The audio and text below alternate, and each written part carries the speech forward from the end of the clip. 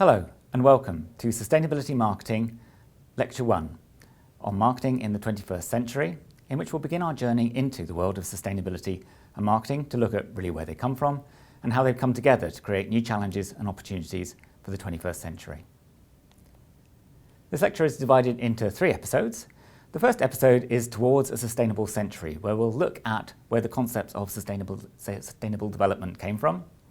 In episode 2, we'll be looking at the evolution of marketing and how that tried to embrace sustainability over recent years. And in episode 3, we'll be doing an interview to review some of the concepts and issues that will be considered during this episode. The learning outcomes we'll hope to address during this will to understand some of the legacies of the 20th centuries and the sort of challenges those have created for both society as a whole and for marketers within them that we now face in the 21st century. We'll be looking at the basic concept of sustainable development and the key principles that it embodies. And finally, we'll be looking at how types of contributions to sustainable development vary in the issues they focus on and in what we might term the strength of the sustainability solutions that they embody. The structure for this particular episode will begin with a very short history of life on Earth and how we got here to where we are today. We'll also look at the 20th century in particular, a century that was dominated by many things, including marketing, to help to bring us to the point we are at this moment. We'll look at an ecosystems perspective and a well-being perspective on society, the economy, and quality of life in the 21st century. And then finally, we'll explore sustainable development as a sort of relatively new concept in terms of policy, in terms of societal development, and really in terms of issues embraced in commerce and in issues of marketing. So I'd like to begin by thinking, well, how did we get here? I mean, humankind's been around for something like 200,000 years, and we've gone from a journey from a sort of hunter-gatherer once upon a time to the sophisticated 21st consumer that we have today. And in fact, the final picture on the cartoon behind me looks worryingly like me of a Saturday night, perhaps not quite dreaming of junk food quite so strongly, but we've reached a situation where really we're very different from our ancestors in terms of our lifestyles, the products we consume, and also some of the issues linked to our production and consumption. In terms of why we've reached a position where we maybe need to rethink about how we produce goods, how we consume them, how we live our lives, is to a large extent due to the sort of changes that we saw during the 20th century in particular. If we had to sum it up in a phrase, the 20th century was very much about many more people on the planet than we'd ever seen before, and much more wealth in terms of the wealth they generated and the goods and services they consumed. My colleague and friend, Frank Martin Beltz, will be taking you through those issues of socio-ecological problems in much more detail in Lecture 3. But I think this single graph captures very well why we face a real point of challenge and to some extent crisis, that for the centuries that have gone before the 20th century in particular, we saw very steady rates in terms of global population growth and in terms of the wealth that population created and the sort of level of goods and services they consumed. Following the Industrial Revolution, that took off in really an astonishing way, not only leading to a greatly increased global population, but with each person on the planet, on average, consuming considerably more. And I think you only have to look at that graph for a moment or two to realise, on a finite planet, that's a situation that can't continue forever. You can't continue that kind of both population growth and growth in wealth and consumption.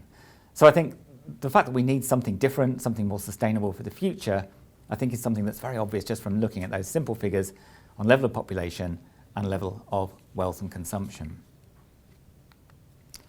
In terms of why in the 20th century did we see such unprecedented growth in population and those material living standards, it's down to a whole range of different factors. And we saw a greatly improved life expectancy, which still continues to improve in most parts of the world, partly due to medical technology, solving many of the diseases that had tended to hold back population growth in the past.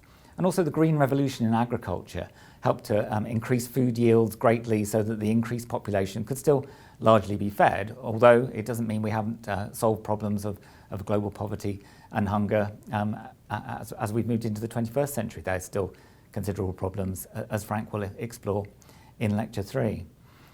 It was also in some ways the century of technology. If we think about the 20th century, many of the things that we associate most strongly come from the world of technology, whether we're thinking about the space race or nuclear power or the green technologies of the agricultural revolution, whether we're thinking of the information technology and communications revolutions that have really turned society into a much more global place, down to microscopic nanotechnology, changes in biotechnology as well. That mankind during the 20th century learned to create energy in new ways, learned to create and manipulate materials and substances in new ways. So in many ways it was a technological revolution during that century that has changed how we produce, how we consume, and how we live our lives.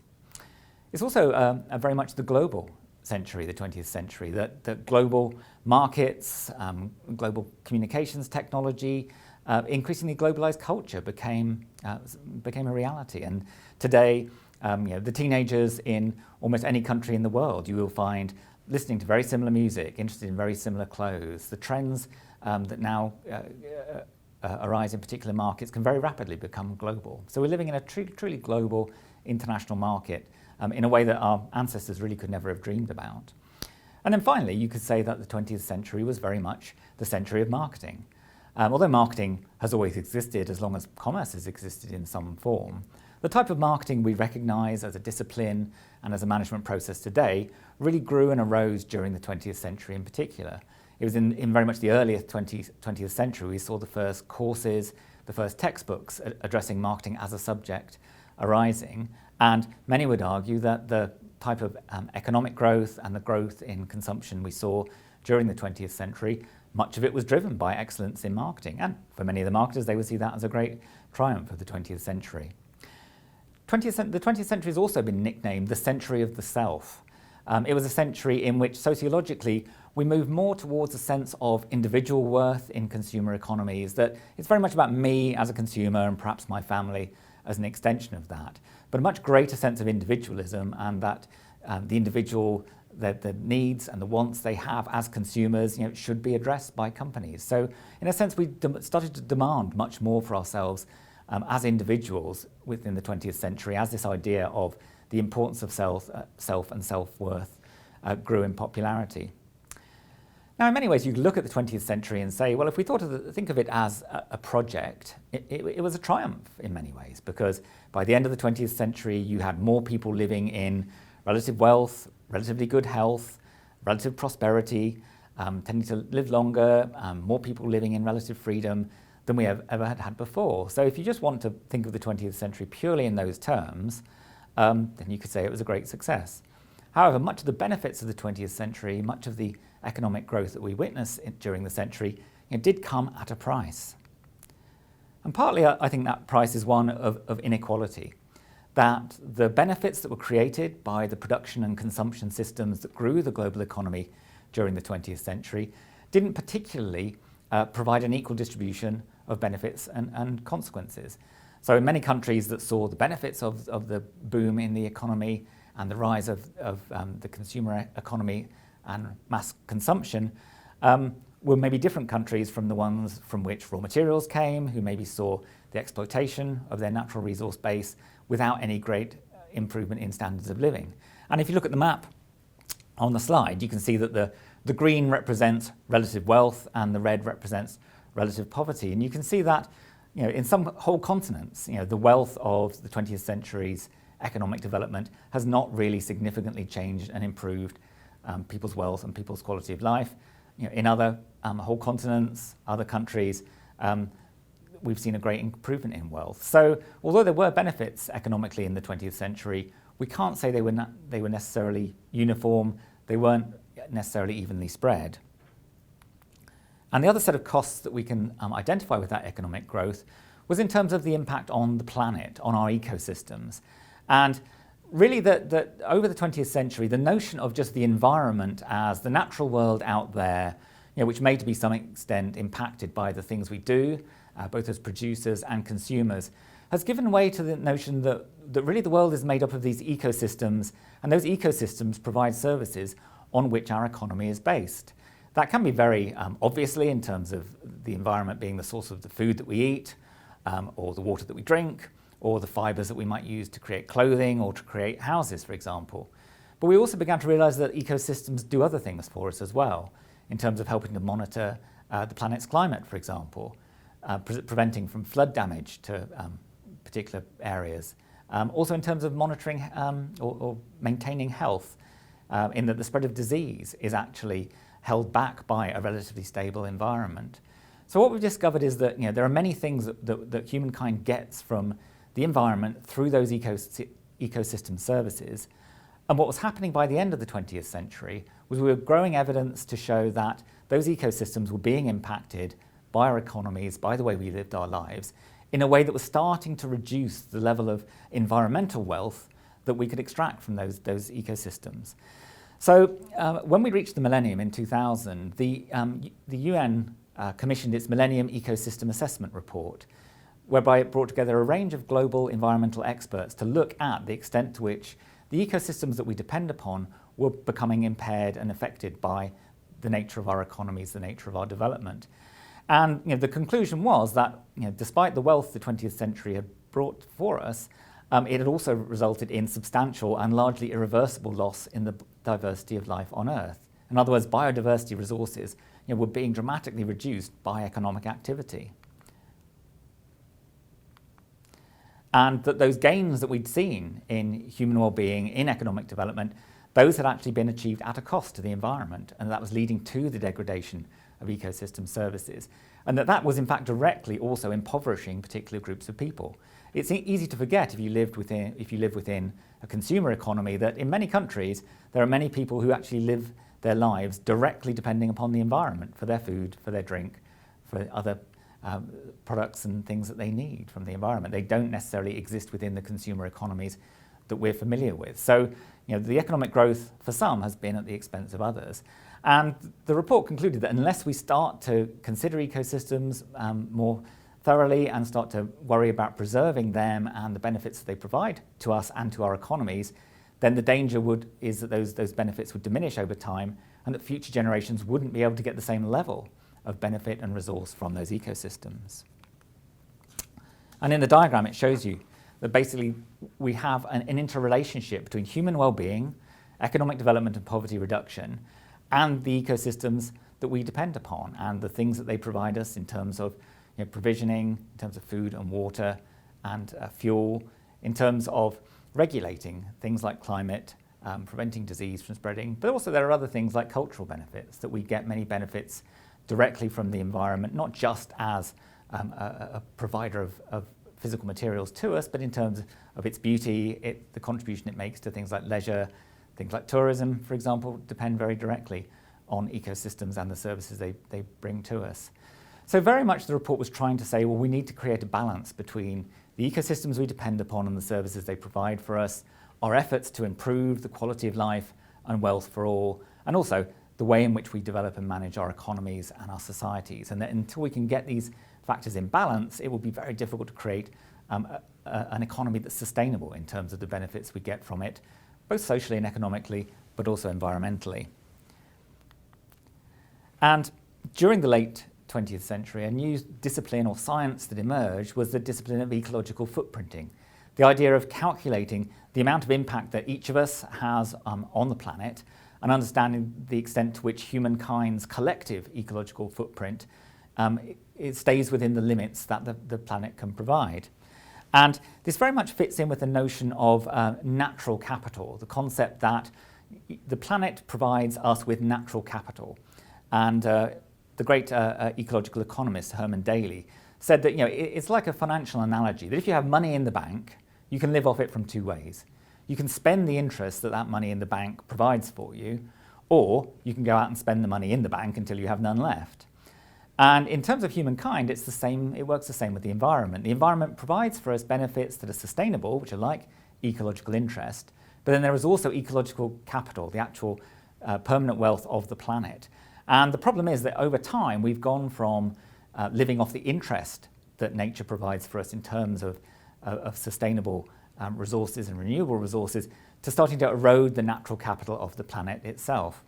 And it was around, if you look on the graph there, it shows two lines. The light blue line that's descending represents the global biocapacity of the Earth. In other words, that's the benefits that it can provide for us in terms of environmental resources. The other line, the darker blue line, which is gently rising, that's the ecological footprint of humankind. That's the value that we're extracting from the planet in terms of environmental resources. And you'll see that in the late 80s, around 1986, 1987, we reached the point where we'd gone beyond living what nature can provide for us, that we'd effectively exceeded the Earth's global biocapacity. And at that point, we began really to start very significantly eroding the ability of the planet to provide us with the goods and services that we depend upon. And by this time, we've reached a situation where we're probably running at about 30% more sort of extraction of value from the planet than it can replenish. So that we're gradually starting to degrade the planet's resources and its abilities to support us. So really, during the 1980s, during the 1990s, that very much led people, policymakers, businesses, environmentalists on the quest for, well, can we find a different way of doing things? Can we find different ways of producing, of consuming, that would take us towards sustainability instead of taking us towards degradation of the planet? And that became really embodied in the notion of sustainable development as a concept. And sustainable development was very much mainstreamed. It wasn't really developed necessarily within the Brundtland report, Our Common Future, that was published in 1987. But that was the point at which it had mainstreamed. The United Nations set up a commission to look at making human economic development more socially and more environmentally sustainable. And it was chaired by the Norwegian Prime Minister, Dr. Gro Harlem Brundtland. And she brought together leading businesses, politicians, economists, environmentalists over a 3-year program of interviews and research to try and work out, well, is there a different way in which really we could manage the world to make it more sustainable? And the report they produced in 1987, Our Common Future, was really quite revolutionary in many ways. It brought the idea of sustainability into the mainstream. It provided a good soundbite definition of sustainable development, which is there on the slide, that it's about meeting the needs of the present without compromising the ability of future generations to meet their needs. So it provided a nice, I wouldn't say necessarily a clear definition, a simple soundbite definition that people could remember. Since then, many other definitions have been proposed, and some people have accused sustainable development of a concept that can mean almost anything, depending on exactly how you try and explain it. But one of the important things it did is it provided an intellectual common ground that businesses could agree to, that politicians could agree to, that ecologists could agree to, and that they could come together to discuss and try and agree how you could move towards sustainability via sustainable development. And that moved us really beyond the situation that had been very antagonistic before, of politicians and businesses and ecologists being very kind of very much in conflict over what they were trying to achieve, to providing a common idea they could all agree on and try to work together for. And it I think, allowed businesses much more freedom to embrace sustainability in a way that their different stakeholders, including shareholders and customers, could relate to. There's 4 key principles embedded within the Brundtland report and its vision of sustainable development. And one was needs, and particularly that to make human society more sustainable, we need to address the needs of the global poor. The idea of equity, as I've mentioned, the distribution of benefits and costs from economic development have been very inequitable, and that we need to find ways of making those fairer in future. Also intergenerationality, that it wasn't just about here and now and the benefits of the people currently living. We need to start to think about the long-term future in terms of the next generation, and before that, indefinitely. And finally, to start understanding the world as a global environmental system with these ecosystem services on which we depend, and not just think about the global environment as a sort of economic, geographic background on which issues of policy or issues of commerce are played out, but actually a living, finite environment that needs to be understood as a total system and managed and protected. So it's really quite a different way of looking at things. And I would say, particularly for marketers, if you think about marketing as a discipline, these were 4 very strange ways of thinking, because really marketers have always focused much more on wants than on needs. So we haven't necessarily thought about the needs of the global poor as marketers in the past. We've tended to focus really more on the wants of those who have wealth and disposable income to spend. Marketing's never particularly concerned itself with equity. It's tended to look around and say, well, which customers have money they can spend and who would make an effective target market for us. It's not necessarily thinking about, well, how do we spread the benefits of the goods and services that we offer around more evenly? In terms of intergenerationality, again, marketers have never really thought about next generation customers. They've always thought about the customers here and now, and how can we meet their needs, and how can we provide them with the goods and services they want. We've never thought about, well, how will the grandchildren of today's consumers be able to meet their own needs and be able to get the products and services that they require? And finally, thinking about the world from an environmental perspective is not something that marketers are familiar with. They think about the world in terms of sales territories, they maybe think about it in terms of distances between markets, and they think about it maybe in terms of countries with different cultures, which perhaps changes the way in which you market a particular product or service. But they've never really thought of the world as an environmental system whose needs and whose problems have to be integrated with their strategies and the goods and services that they provide. So it really represented quite a challenging way for marketers to think about the world and to think about their own discipline and to think about the future. And thinking about it in that way is the sort of issues we hope to tackle within the book and within the lectures that are to come. When people try and express sustainable development or sustainability, very often they use this kind of interlocking circle idea, the idea that it's the coming together, the overlapping of environmental, social and economic issues, and that really you create sustainability when you get the three of those to come together and to be in balance and to maintain that balance over time. Again, in terms of business terms, as we'll explore later on in other lectures, the notion of the triple bottom line has become very popular. The idea that a business should be economically profitable, socially responsible, but also pay attention to environmental protection, environmental quality in the way that it delivers goods and services to consumers and runs its business. So this triple bottom line issue has become very popular. I mean, some critics of this approach to visualizing sustainable development argue that it's better really to think of it not as interlocking circles, but as concentric circles. That the environment represents the overall system that we all exist in, that within the environment society exists, and then within society economic activity and what businesses do is one sort of small subsystem within that.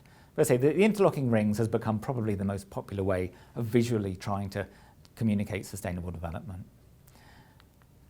I'd also try and finally just mention that when people talk about sustainable development and talk about sustainability, they are very rarely always talking about the same thing. Many different conceptions of what sustainable development might mean, what might make a contribution to it, have arisen over time. And it's really become a very, very complicated situation. And Hopwood and colleagues writing in the journal Sustainable Development came up with a mapping approach to different contributions to sustainable development, which I think is quite useful to try and understand. They really try to split contributions to sustainable development into either those that particularly address the human, social agenda in terms of equality, social justice and well-being, and that dimension represents the x-axis on the graph behind me. And then the other dimension tends to represent environmental concerns about protecting environmental quality.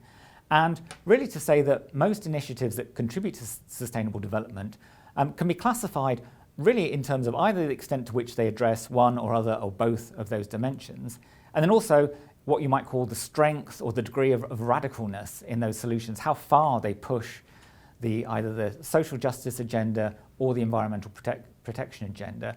And it gives us sort of territory to look at, which goes sort of bottom left to top right, with the bottom left developments being really those that are mostly about protecting the status quo. So it's saying, well, can we run society, can we produce and consume pretty much in the way that we have, and we'll just change things enough so that environmental problems or social protest don't interfere with what we're trying to do at the moment. So it's very much a maintaining the status quo agenda. And a lot of the work that's been done on business sustainability, although good, although progressive, has been more about maintaining the standards of living, the ways of producing and consuming that we have today, than really trying to change things to make them substantively more sustainable. There's another tier which is sort of moving more towards the top right that Hopwood and colleagues identify of what they call reform-orientated approaches. So you're not just trying to carry on doing the same things with a few changes to try and allow you to continue. You're actually trying to reform things, change them in ways that make a substantive step towards social justice or environmental protection.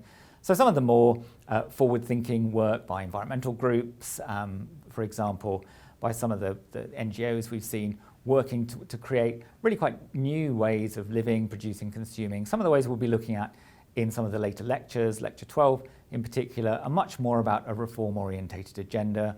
And then finally, you have a much more radical set of propositions coming forward, what they call the transformation agenda, much more about deep ecological change, things like ecofeminism, for example, some of the anti-capitalist movements that are really trying to fundamentally change the way that we live and produce and consume to set up quite radically different systems which would be much more sustainable, much more ecologically orientated, much more orientated towards social justice. Now, sometimes particular contributions to sustainable development are criticised really because they're not radical enough. They don't take you all the way to sustainability. And I think most of the business-orientated examples that we include within the book on sustainability marketing, for example, are very much about improvement. So they mostly belong within the reform agenda and partly some of them on the status quo agenda. They're making things better than they are today, but they are not necessarily taking you all the way in terms of that radical step towards a transformation of our society and a totally sustainable way of living and of running our societies. What we would say is that all steps in the right direction of progress, and at the moment, market conditions in terms of consumer acceptance, shareholder expectations, even regulation, make it very difficult for a business to suddenly become completely sustainable and adopt such a radically different way of producing products or of marketing to consumers that you reach the goal of sustainability in a single bound. I think what we've tried to do is focus on the areas where companies are really making progress and can maybe make further progress in the future in a journey towards sustainability. But this map really is just to try and sensitize you to the idea that there are many different visions of sustainable development, many different areas that contributions can be made, and that they vary in terms of these relatively soft ones that are more status quo orientated to what are called these much more hard solutions that are much more about radical transformation in our society. In many ways, sustainability is sort of a sooner or later proposition. You can't negotiate with the planet. Sooner or later, human society will have to come to a completely sustainable way of organising itself, living, producing and consuming. We aren't there yet, but I think eventually we will have to make that journey. In some ways, the sooner that journey begins, the smoother a journey it's likely to become. We hope this book will help you as people interested in marketing and thinking about marketing to begin to make that journey for yourselves. The Millennium Development Goals, I'll just mention, was set after the Millennium Development Report was commissioned by the UN in the year 2000. And it set a whole range of goals for society to try and achieve by 2015 to put us back on the path to sustainable development. Many of those were social, to do with poverty or hunger or education, and medical issues to do with child mortality or maternal health, for example. There was also a very strong element of environmental sustainability about it, of really bringing human society and economy into harmony with ecosystems and the services they provide. And that's really the key I'd like to discuss in terms of setting up the future lectures that we'll be going through on sustainable development and marketing. In terms of reviewing the things we just talked about and the discussion questions you might like to discuss with your friends or others, you might like to think about why sustainability does represent such a fundamental challenge to marketing as a discipline. Review what the 4 principles of sustainable development are, and also maybe explore using online resources the degree to which we are making progress towards those 8 key Millennium Development Goals and whether we really are on track to achieve those by 2015. In terms of references, the first chapter in our book, Sustainability Marketing, A Global Perspective, will give you further information on pretty much everything I've talked about during this episode. The Brundtland Report, Our Common Future, is well worth reviewing. Although it's old now, it really was the starting point for much of this. And also in terms of understanding the issues and the progress we're making towards them, the latest Millennium Development Goals report, available online from the UN, is a very good place to start. So, thank you very much for listening, and bye for now.